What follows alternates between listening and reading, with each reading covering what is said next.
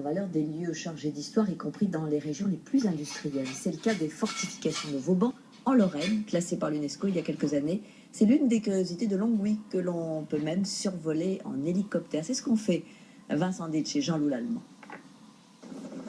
Durant tout le week-end à Longwy, pour ces journées du patrimoine, c'est au pied d'un héliport que l'attente sera sûrement la plus longue.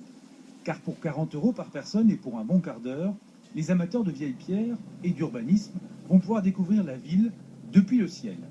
Les traces de son histoire sidérurgique, mais surtout sa partie plus historique, puisque Longwy fait partie des 12 villes françaises classées au patrimoine mondial de l'UNESCO pour ses fortifications de Vauban. Je n'ai jamais vu Longwy, vu du ciel comme ça, c'est magnifique, on ne reconnaît pas. On ne reconnaît pas ce couvre-sol. Hein. C'est vraiment impressionnant, tous les remparts, tout ça, c'est l'ancien château, c'est vraiment magnifique. La ville haute, la ville basse, les constructions anciennes, les constructions modernes, on a toute l'histoire qui est retracée en un quart d'heure.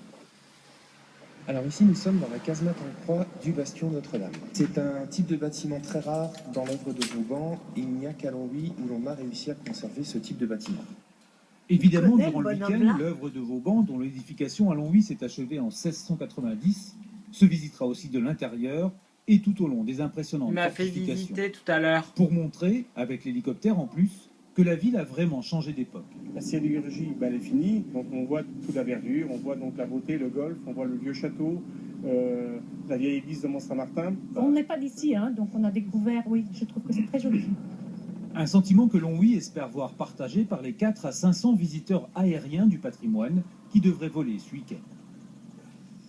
Et des journées du patrimoine qui ne permettent pas seulement de découvrir des palais nationaux.